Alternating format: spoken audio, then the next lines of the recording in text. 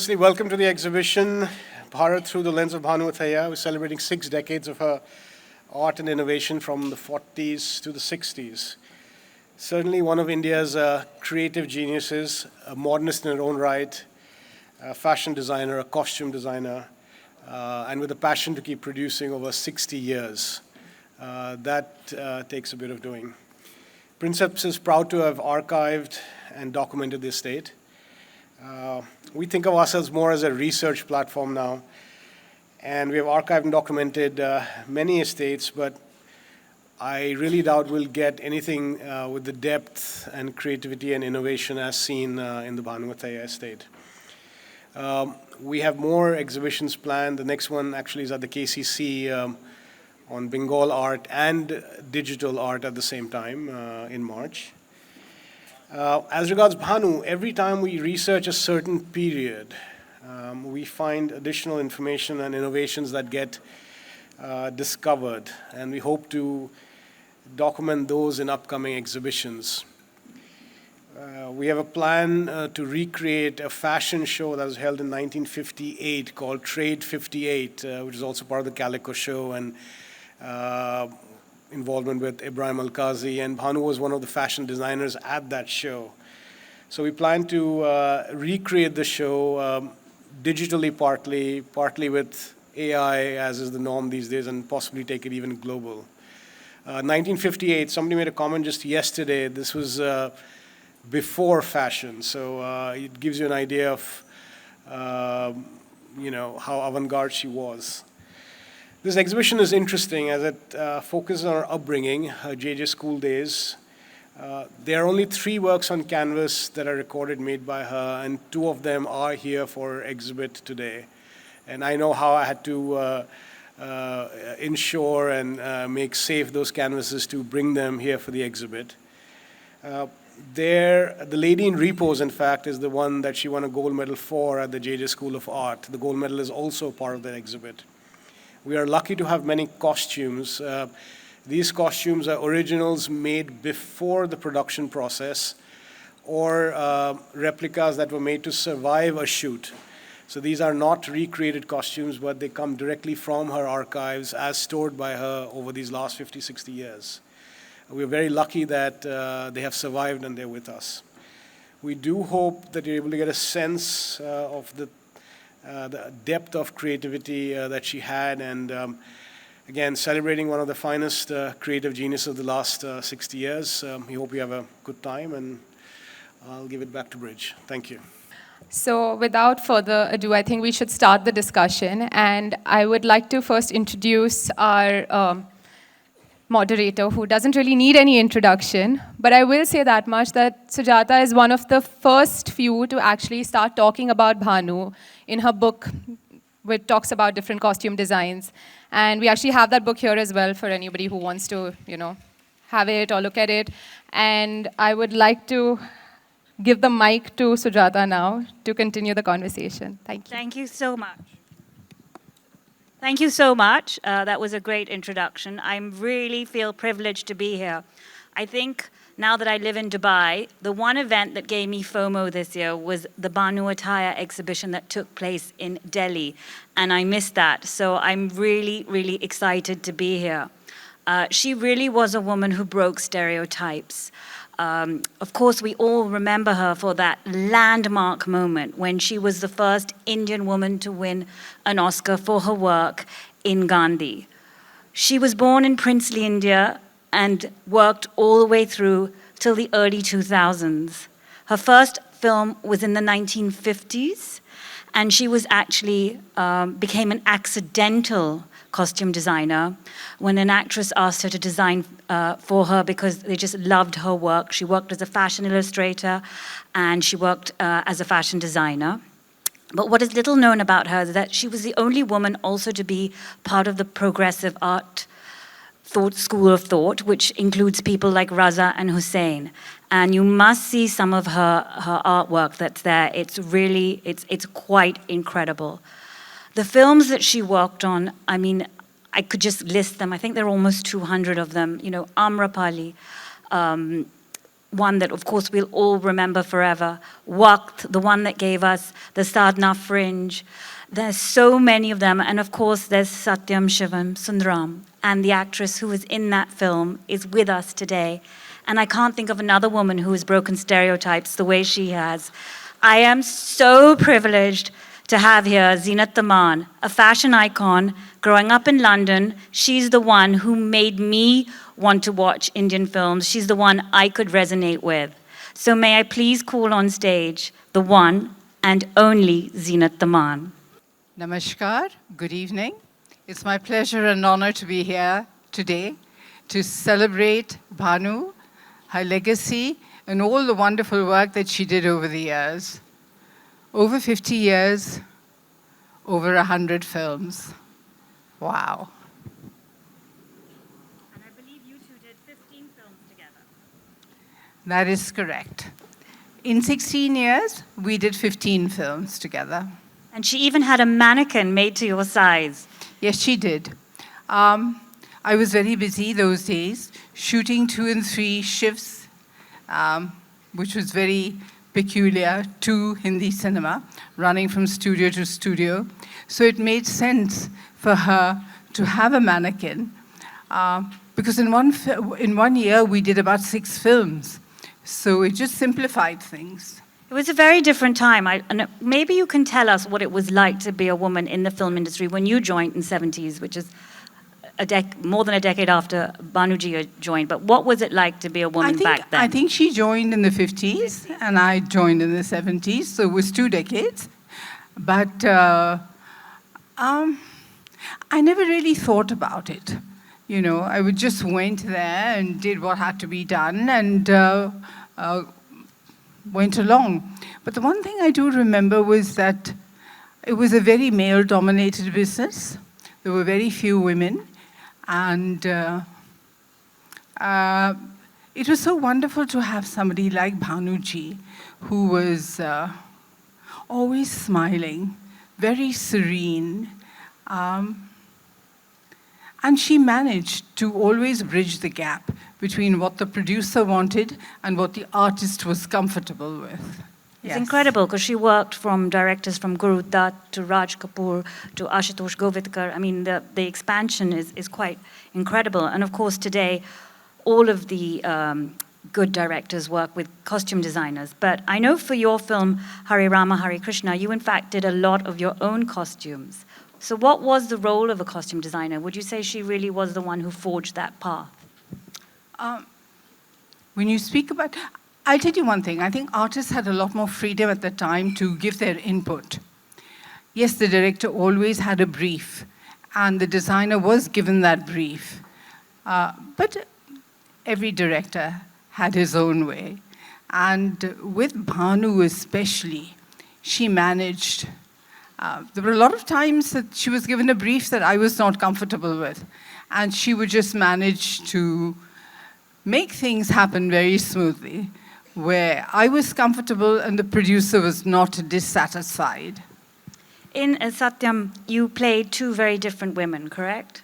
And I know that at first Raj Kapoor, I believe, I read somewhere, was a little hesitant about casting you because you had a very sort of Western image and you had to play 2 roles.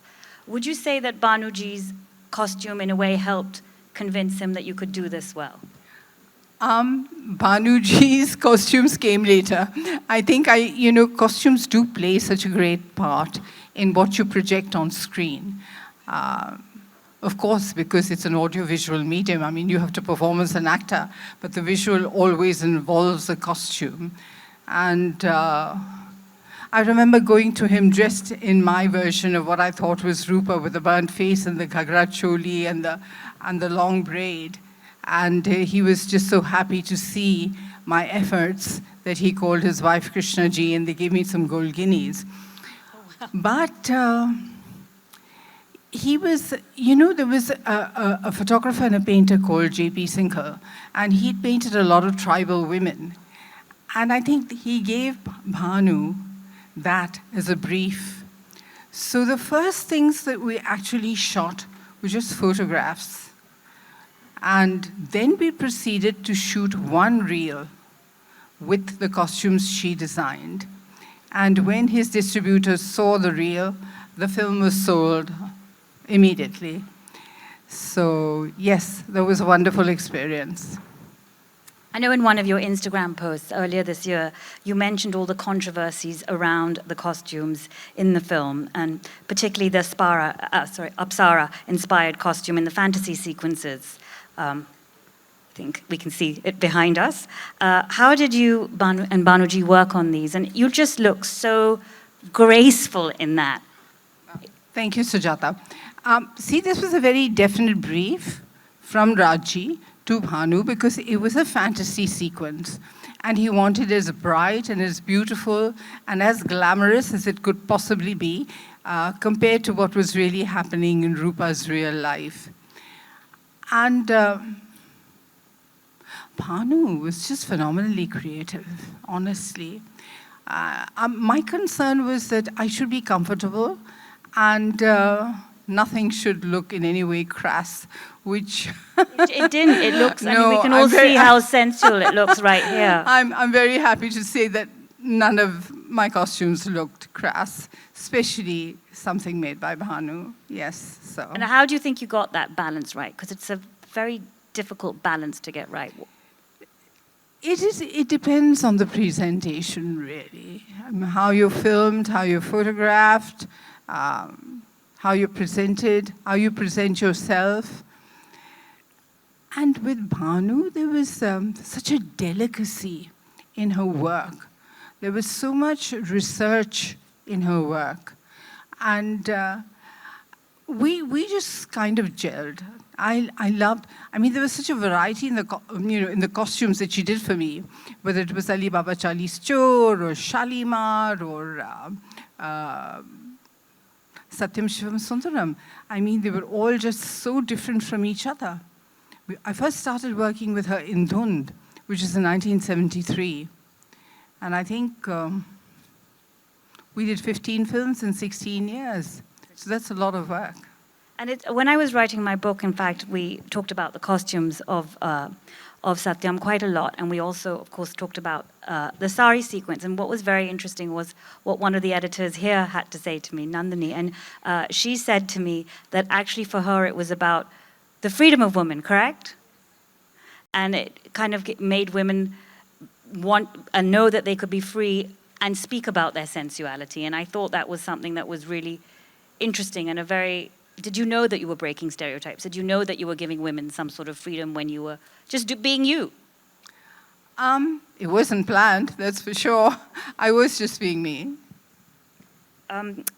So her approach was completely rooted in storytelling, like you said, that she did a lot of research. Can you maybe walk us through what you know of her process? How did it all start? I mean, I really don't know about her entire process, but I know that when she was on a one-on-one with me, we would discuss the scene, we would discuss the situation, we would discuss if it was a song, or a sequence, and of course the character's background, where the character came from, what was the mood that we were trying to project, and on the basis of that, she would design the outfit for me. Even in Pukar, I mean, we shot most of that film here in Goa, and a lot of the costumes were very sort of Western dresses and very, very beautifully executed by Bhanu. And when you were doing your research for the films, was it the same way, especially when you did Ali Baba or Charlie's Chor? It was the first Indo-Russian production. I know she went and traveled to Central Asia and studied Central Asian costumes when she did it. Did you have to go through very much the same process as an actress? Sujata, I'm not a method actor. I'm a director's actor. I go there and feel, what the moment demands, and I'm quite spontaneous with that. So did that combination, you think, work well, that she was so researched and you were spontaneous then? You tell me. The costume, I think it created magic. What do you all think out there? The costumes are there for everybody to see. I mean, her work is just incredible. So since we're talking about her process, would you mind if I called up her daughter Radhika to answer a few questions? Love we are for you so to call lucky Radhika, to have her daughter Radhika. So I'm going because to ask I think her. I think to join us. nobody can give us more information about Bhanu than Radhika.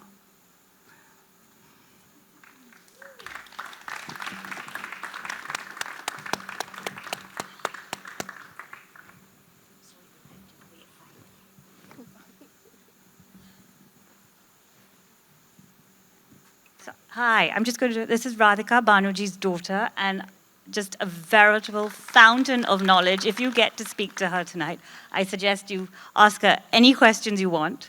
But I'm going to ask you, can you tell us a little bit about the process, how your mother's worked? Because it's incredible. Well, before that, let me say you were asking Zeenat ji about Satyam Shivam Sundaram. And my mother said that it was only because it was Zeenat ji who carried off those clothes so well. Her whole carriage, her whole posture, it was totally graceful. It didn't look awkward. She wasn't tugging at any end of the skirt. And she just sort of glided along. She said, I couldn't have imagined anybody else doing justice to these clothes, which I think speaks great volumes. She had really good relationships. I mean, if any of you have read her book, she wrote a book on the art of costume design, and the way she speaks about Zeenat ji, or the way she speaks about Vajayanti Mala or Mumtaz, you can just see that she had such a strong bond with her female actresses. Wahida, Rekha, you name it. I mean, In fact, Rekha credits yes, her knowledge of fashion to Banuji quite often. that's right. And she believed in creating a comfort zone for the stars so that they could just go before the camera and concentrate on their acting. They wouldn't have to worry about anything. That is so true. In Bhanu's clothes, I was always comfortable. And beyond that, it was about the person that she was. She was so mild-mannered, so non-intrusive, always smiling, always gentle. And working with her was sheer pleasure. It was a sheer pleasure. I know that New York Times wrote a piece on her and how she's kind of been overlooked. Do you think that came from the fact that she was so intensely private, which is sort of... She was private, but I think more importantly, technicians weren't important in that age. And she came into films at a time when there were very few women behind the scenes. So she had to sort of create a path for herself. And what helped was her tremendous art background and her sense of color. I think that really, she'd see every scene described by a director like a canvas. And she knew exactly what colors needed to be fit into it and most often she did films where she was doing the costumes only for the heroine. The rest wore very different clothes. So sometimes the contrast was very obvious. But when you see a film like Lagan or Reshma or Shera or Gandhi, where she did every single person's costume. So it sort of, nothing stuck out like a sore thumb.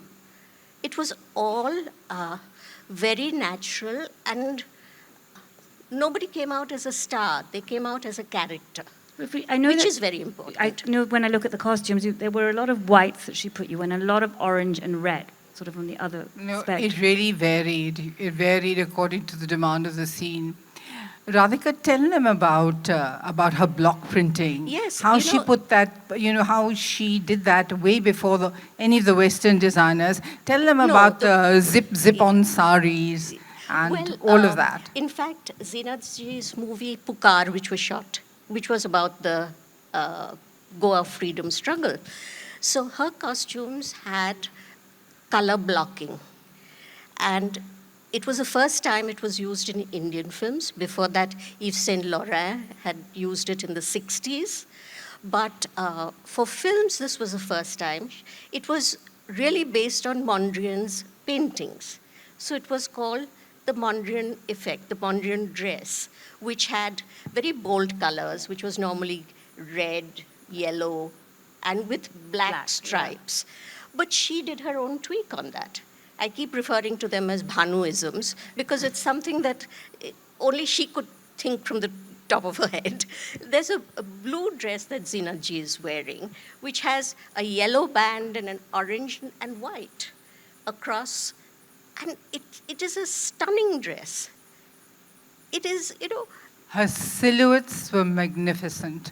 I don't think I've ever looked better than I have in the clothes that were Can you designed by pick one her. that's your favorite, or you just can't? They're just so different, Ali Baba Chali store, there's Khatuba, there's all the lovely headgear, the turbans, turbans, with the veils, jewels. yes. Then there's Satyam Shivam Sundaram. And of course, there's Shalima, where I played a nurse and I dressed in white and white saris. And there's Dhund, where I just wore saris throughout the film. There's Insaf Ka Tarazu, where there was this whole bit about the character being a model and all the different clothes and her transformation after what happened to her in her life. There's just too many.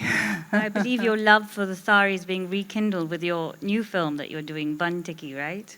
Right. Tell us, That is correct. Yeah, tell us a little bit about that film that you're doing now. No, that That's has under wraps. nothing to do with Bhanu. But just how films that have it's made you fall in love with the sari again. Yes, the character that I play is called Sitara, and she wears only saris. And that truly is Manish Malhotra's idea. And he has designed all the saris, yeah. But he is a great ardent admirer. of Huge. In Bhanu. fact, the one time I met Banuji was at his fashion show. That's right. When He insisted that she come along. She wasn't up to it, but she was very fond of Manish.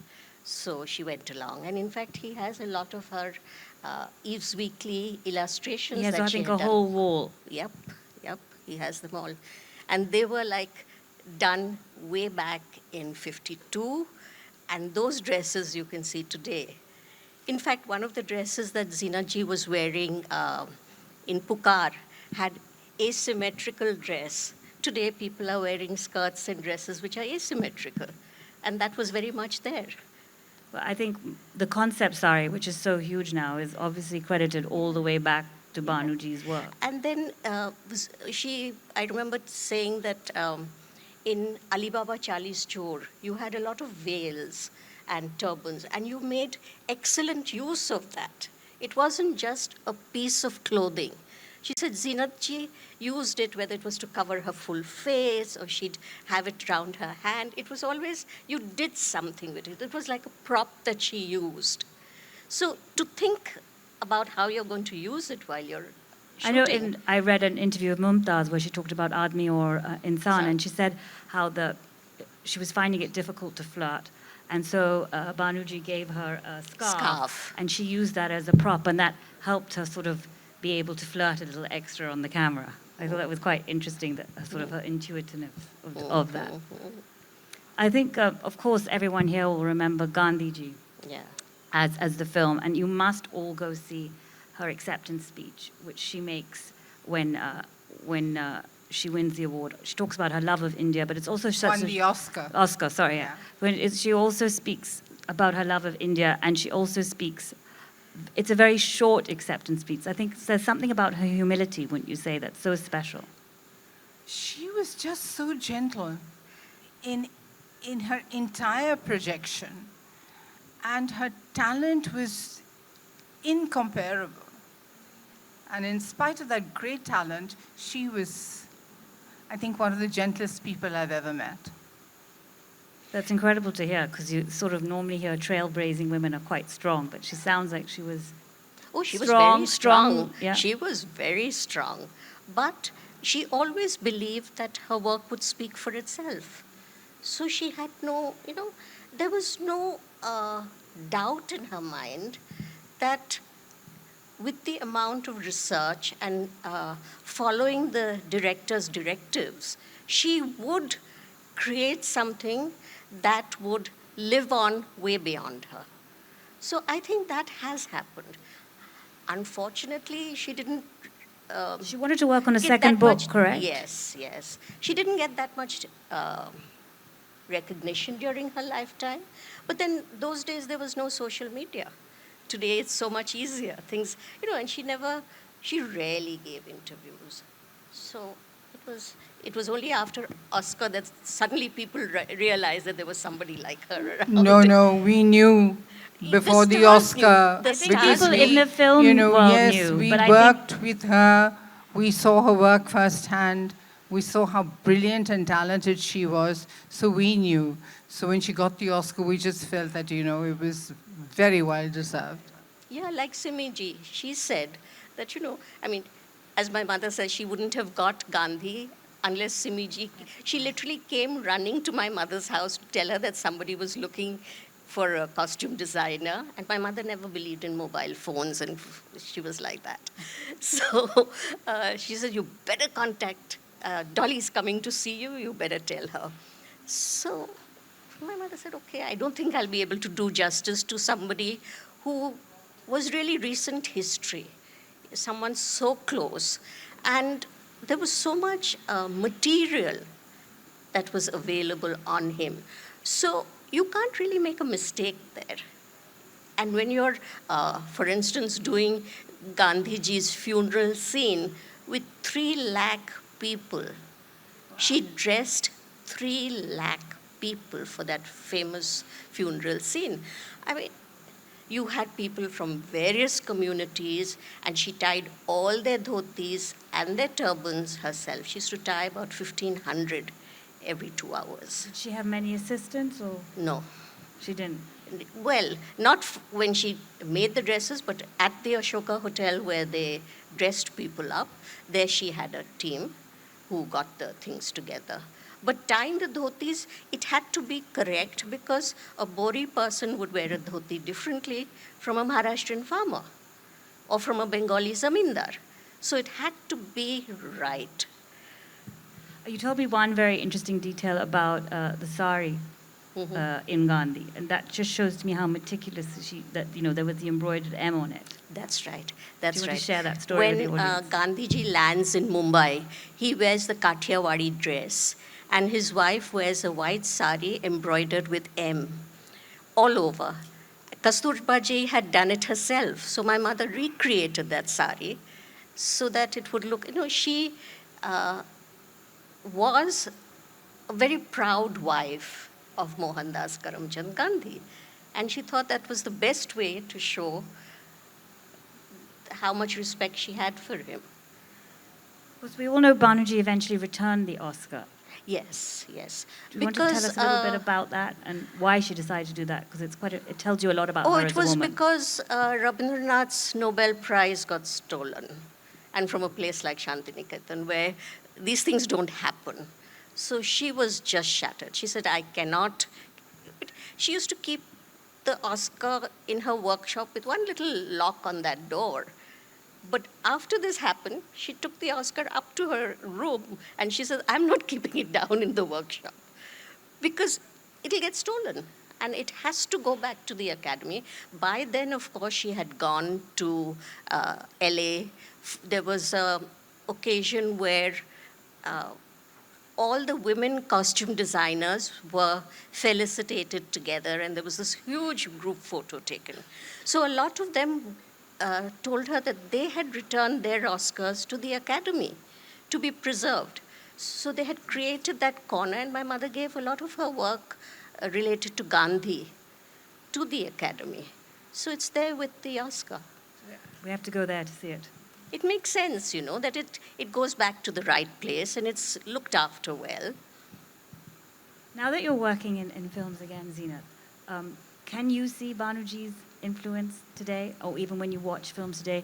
Definitely. Where have you seen the references that perhaps we would have missed it? Most recently, Radhika told me that the first zip-up sari was made by Bhanu. First. And she made it The first stretch churidar was made by her for Rekha. But who did she do the first sari Mumtaz for? in No, for Wahida Ji Guide. She did it for her. Aaj phir jeene ki tamanna hai. So that, because she's supposed to be on this truck and dancing and singing with gay abandon. She doesn't have to worry that she's going to step on her pleats and it's going to open up. So it was stitched for her. And in fact, Wahida ji was telling me when I spoke to her recently how she kept telling my mother, please make saris for me to wear, in my On your everyday privately, life, yeah. so that it makes life so much easier. So that's where everything comes a full circle. All my saris in Bantiki are all stitched and zipped up, so that, I can perform easily without worrying that the pleats are slipping here and there. Yeah, I think the concept sari is now so much a part of contemporary Indian fashion vocabulary, and even if you think about the work, the look of what the salwar kameezes of what Yes. they've given a whole new definitions. Even if you look at things like the sarong skirt, they all came from Some of the Bhanuji. dhotis that Sunil Dutt wore for Amrapali were stitched because she was using pleated material and plain material together. And she wanted to ensure that the fall was perfect, down the center. So she stitched those for him, especially the one which he wears when he goes out to war. So that was, we're talking about early 60s. What we have now are stylists. Bhanu was a true blue designer. Absolutely, 100%. That's beautifully said. I think that's just summarizes it very differently. Do you think she would have ever, because a lot of the stylists today also work with actresses very much on the red carpet and stuff. Do you think she would have liked to translate to that world and perhaps start? She was a one-woman army. She sketched the dress, she met the director, sketched the dress, bought the fabric, got the embroiderer to do the work right in front in her workshop, got the tailor to do it, dyed the fabric exactly the shade that she wanted, kept a guy in the workshop who fixed different pieces of jewelry for whichever, she'd take something from here and something from there and put it together. She was very avant-garde. She would have been there, she would have done everything. She's the kind of person who would have moved ahead with the times and incorporated all of that. Whereas, I think so, yeah. Yeah, and today you have people who design costumes, but there's somebody else doing the sketch. So, it's very different. There's not one. And her sketches, the detailing is so fine that the piece of jewelry that the person will wear or the embroidery, from the sketch to the screen, it's that exact replica. You will see some of her sketches there. Do you have any of her sketches? Did you keep any? Do you have any No, pieces? I never saw or got any of her sketches, If there was no. one piece you wish you had kept, maybe from all the things you designed. I loved the clothes in Pukar. I really did. It really resonated with me. So, yeah. Any particular outfit from there, or what was it about that film? It was the whole Anglo-Indian, Anglo-Portuguese, Portuguese-Indian influence. I just loved the way her clothes looked. That's incredible. Okay, I'm going to now open it up to the audience because I'm sure some of you have lots of questions for these two incredible women. So, who wants to be first? At this age of mine, when I look back, I say, wow to all my outfits. Wow, oh, so slim. Wow, that looks so good, But at the time, you tend to be a little critical, when you say, oh, no, yeah. But with hindsight, you say, oh, wow. But that classic white from Satyam Shivam, I think that is, The grace that you did that way. it's Zeenat ji and that costume together. You can't keep them separate. It'll never look the same.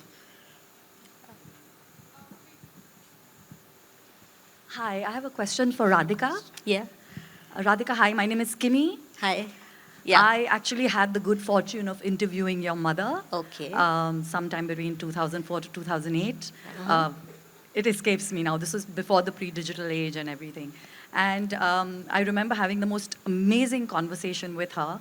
But I came away with the feeling that she was slightly disillusioned with the way the industry was going. This was I think post Lagan, if I'm not mistaken. But she was just slightly disillusioned with the way maybe the field of costume design was going. Do you think there was any truth to that? Well, one of the things that she liked to happen was a costume designer for the whole movie. But the trend was coming in of 3 or 4 different people doing the costumes. She felt that that would dilute the character in that film, because each one will have their own perspective. And they would be very nice dresses on their own. But when you put them in the same film, she felt that they would work against each other. So that was one thing she definitely liked. And she always liked to do the full movie, everybody's costumes, because then she knew that she had control. Like there is that Helen's dance in a flamenco kind of dress, and you'll see the extras wearing and the props. I mean, there's so much, they're just diluting that look. They're just so sharp in contrast that you come away feeling something's not complete. But most of us generally, when we go to see a movie, we like the dresses, but we've never really thought about what the thought behind that dress has been. We just come out and we say, okay, I want to copy this. I like that. But why a particular color was used or why a particular cut was done, she was very particular about those things. And like in Swades, there is that Ramayana scene that's done. She was so particular that the shade of orange must be exactly the one that the Munis of that period would have worn. Until she got it, I mean, Ashutosh ji says that, you know, she kept telling me, no, this is not the color, and I'm not going to give you the dress till I get the exact color. So I'm sure that must have been quite trying for the directors too. She was meticulous, undoubtedly. No, she also spoke, maybe it was just the phase then, but she also spoke about the whole star culture at that time, about how celebrities kind of, at least the stars, did not really give that much respect or accordance to a costume designer.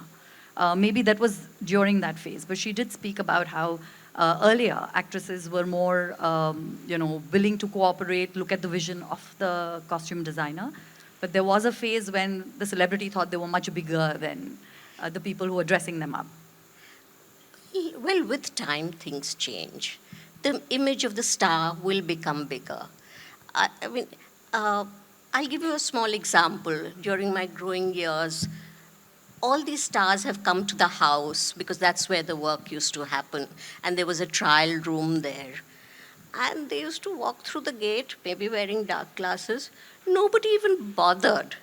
I mean, whether it was a Wahida ji or a Helen, anybody. And today, nobody, no star can step out.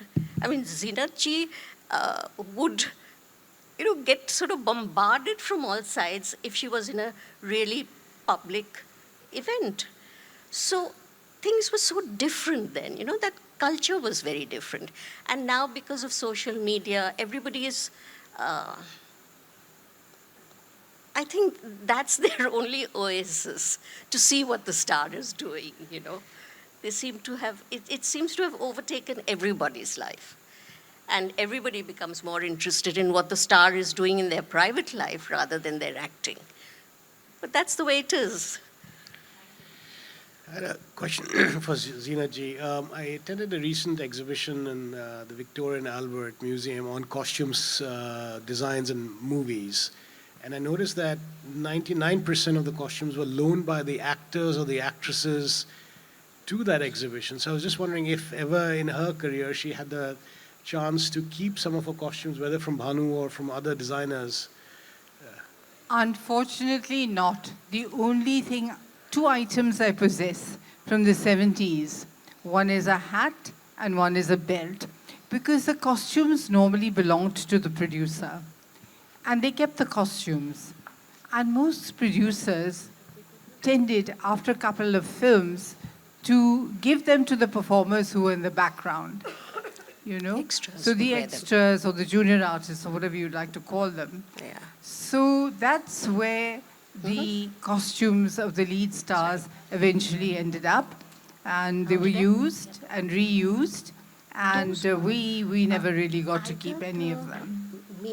None of the originals are with her, unless, of course, some costume had a long continuity, that the shooting would carry on for more than 3 or 4 days. So a lot of dresses with the harsh lights and the makeup got blotchy, faded, the makeup trickled. So to have that exact continuity of the dress, she would create either 2 or 3 of them. So that's how they're there. Or she'd do a sampling, a mock-up of a dress. So those were with her. She had some, like there's some theater costumes, because she used to make costumes for the theater where most of the directors said, we don't have the money to pay you. So she'd say, okay, you pay me for the fabric, and then I'll take the dresses back. So that's how she had that. There was this lady, a very famous lady called Hima Devi, whom she idolized. She was a theater doyen in the old days. And she had encouraged my mother when my mother was 10 years old. She had gone to Kolhapur to collect money for the Bengal famine. And her husband was the district collector in Kolhapur. And she saw my mother's art, and she was very impressed. And my mother just hero worshipped her. So she told my mother, if ever you come to Bombay, get in touch with me. So she came to study at the JJ, and the admissions were over, so they said, you'll have to come next year. So she said, now where will I stay? She immediately called up Himaji and said, I'm in Bombay. I don't know what to do because I have to learn art in some other place. She said, come and stay with me. And after that, whenever Hima Devi did any play, my mother did the costumes, every single costume for her play. It was like that. I mean, she had these fantastic women who helped her along the way. I mean, as she says, she wouldn't have got Gandhi if Simiji hadn't rushed to her place. So things like that, you know, it was a different world. Yeah. May I ask you a question, please? Your mother, my name is Gayatri, and I've been researching your mother for the last few weeks. And of course, it's heartbreaking to think of the extraordinary talent, the 6 decades of work, and the very poor sort of record or documentation of this kind of contribution. And I'm so glad that this is an opportunity for all of us, at least to write further. My question is about training as an artist. She said in an interview that the studios were in North Bombay and the artists were in South Bombay, and I chose the camera. I found that very revealing. She doesn't speak about choosing cinema. She chose the camera, which she has inherited a certain legacy from your grandfather, because he made a film. That's right. But this is also puzzling that in 1952, she stops painting virtually. That's the history that we've received from all the documentation that's available. And she turns to cinema completely. Did she ever paint in private, sketch? Or was it just a complete turning away from any kind of artistic career? Well, and the cohort, what the progressive artists that she was with, did she keep up with Hussain, Gaitonde, Krishan Khanna, who all remembered her with such admiration? Yes. Thank you. Yes. Well, I know that a couple of them, Gade and Gaitonde, they used to come over when I was young, but she always said that her sketches, she treated them like paintings. And if you see her sketches, even her illustrations in Newsweekly, she does such fine detailing there. her command over shade and light is very much there. So she felt that, what she would have given to art, she was giving to films. And in that sense, she never regretted her decision to give up painting and move to the films because she had enough opportunity to use her paint and brushes. Zeenat ji, I have got. I'm Ramnath from the media. I would like to ask you if the directors and actors of those days discussed their characters for costume designing with the costume designers, or everything was left to the costume designers? No. Well, I can speak for myself. I definitely had a rapport with my costume designer. We would discuss the scene, we would discuss the context, we would discuss the character, the kind of clothes the character was expected to wear, what the significance of the color or the fabric would be in that particular scene, and especially with Bhanu, because she was just so interested. And of course, the director would give his brief. And it was very interesting because it was an ecosystem of everybody coming together to create something that would project a certain thought, a certain mood, a certain sequence. So I was a full participant. Even if it was for Hum Kisi Se Kam Nahi, we did that beautiful Qawwali sequence. There was constant back and forth between us, constant back and forth about what to wear and how to present it. I mean, all the characters that Bhanu designed, I mean, for me, for my films, they were all just so different from each other. So there was a definite coming together. And of course, she was very helpful to me with that mannequin in her studio, which I didn't have to do 100 trials, She would do it, and it would be ready after we discussed everything. And, it would come, and I would be ready, to perform with that outfit. Zeenat ji, hello. My name is Priya. I just wanted to ask you a question. Where is Priya? Yeah, right here. There. I had a question regarding, no costume is complete without hair and makeup and jewelry. So can you give us some anecdotes of dressing up the most elaborate hair and makeup that you did or headgear with Bhanuji? And how was the relationship between her and the artists? See, in terms of headgear, I think the maximum headgear that I did wear for any of her creations was an Ali Baba. There were all these turbans and veils and jewels, and that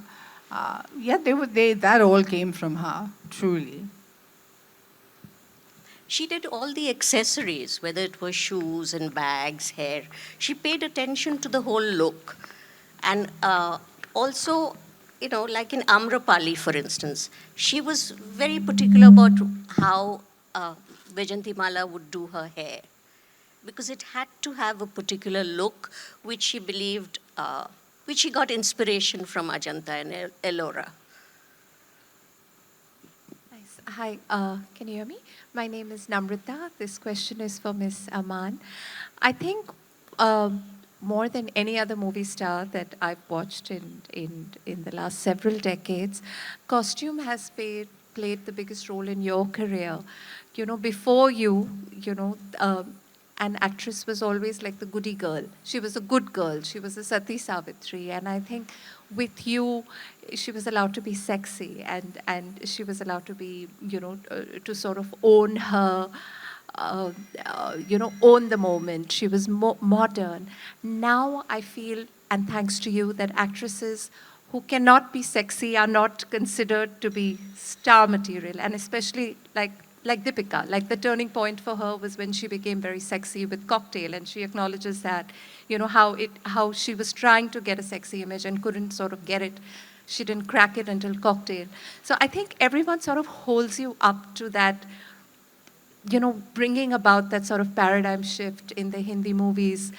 Did you know that you were going to do this? Did you face any challenges, sort of being the first or the pioneer of like being a sexy movie star? Namrata, thank you for your question. No, it was not by design at all. I was cast in Hare Rama Hare Krishna as a girl who ran away from Canada, came to Kathmandu, went to Kathmandu, did drugs, and eventually died of an overdose. The audience accepted me. They loved that character. I won a Filmfare Award for that. So suddenly there was this good bad girl, or the bad good girl, either way you look at it. And yeah, and producers started writing scripts for me, in that way. Whether it was Hira Panna, I mean, I played the title role. I didn't play the love interest of Devanand. I played Panna and he played Hira. And she wanted the jewels. That's what she was after. And she was willing to do whatever she had to get it. So there were many roles, even Roti Kapra Makan, she dumps the poor guy for the rich guy, But then at the end of the day, she gives her life to save the poor guy. Good, bad girl. So producers wrote roles for me that had shades of gray. So these roles broke the demarcation of the vamp and the Madonna, the good girl and the bad girl. And subsequently, because I worked with a lot of films with Navketan, and Dev Saab was rather a westernized leading man in his concept, so he cast me in a lot of very Western costumes and situations, and I got accepted by the audience like that. Lal Kapdon Wali Mem Saab in Yadon Ki Barat, with the boots and the red mini skirt and the boom, boom, boom. And the challenge was Satyam Shivam Sundaram. For an artist who has been accepted nationally as a movie star in a Western format, to crack that and to play a pujarin's daughter in the temple with a disfigured face, now that was a challenge, for sure. I would just like to say that I'm very grateful for all the opportunities that I received, and I'm very grateful to have worked with somebody as talented as Bhanu, because as all of you here present know, filmmaking is teamwork. No one person is responsible for that film.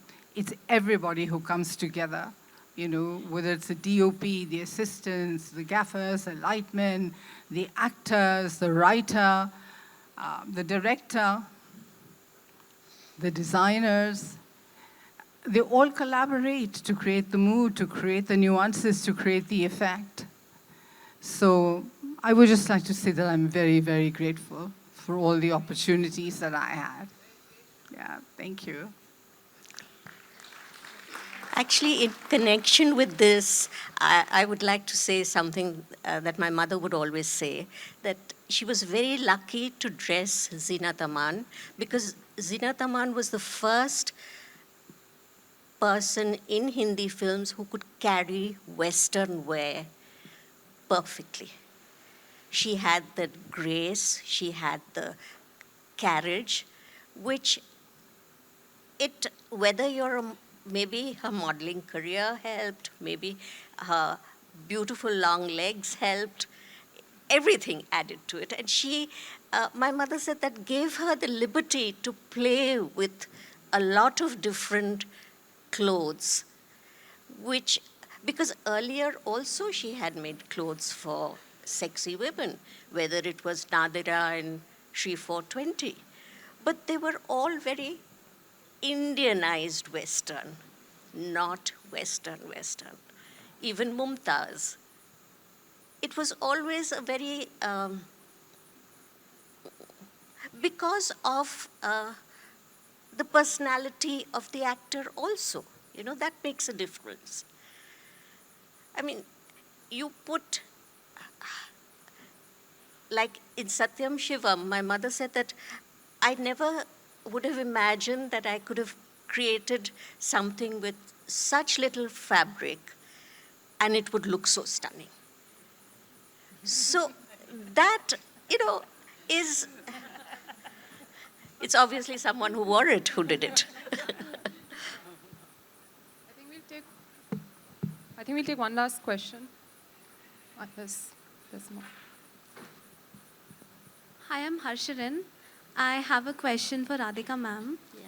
When Bhanu Athaiya was just 8 years old, she played a role in the movie Mohini of a young prince. That's right. While I was reading her book, The Art of Costume Design, I remember the way she described Usha Mantri's outfit. Yeah. And the fact that she remembered the details of the outfit with such precision at such a young age. Yeah. How do you think that further developed in her career, the interest and fascination with costume design?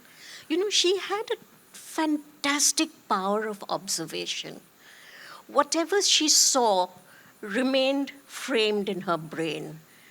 And the things, she used to talk about Fantasia, the movie that she saw, one of the first movies she saw. She remembered it scene by scene. And she was a little girl then. It was when she was less than 10, because her father passed away after that. And he used to take her to these shows. She remembered the artists putting up easels in Kolhapur. She remembered Baburao Painter, who used to come to the house. And under his advice and guidance, my grandfather made this film Mohini. And he cast my mother as a little boy in that. So that came from also every year during Dasera or Diwali, the children would be gathered together and they would have little plays and skits and dance dramas.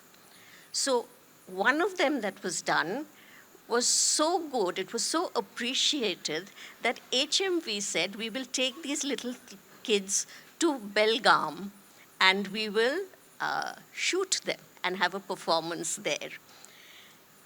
And more than the play and everything, my mother remembers that they were given hot suji to eat, and the ones who were singing, they got warm suji wrapped in cloth, and it was put around their neck so that their voices would stay okay. So, it was. And I asked her, she said, our plays were so good, they loved them, and they gave us clothes and they gave us lots of food, so we were very thrilled. But it speaks of those times, how much children were also encouraged, how they were given a chance to express. And that confidence at that little age is something you can't get anywhere. You have to get it from your home and from your environment.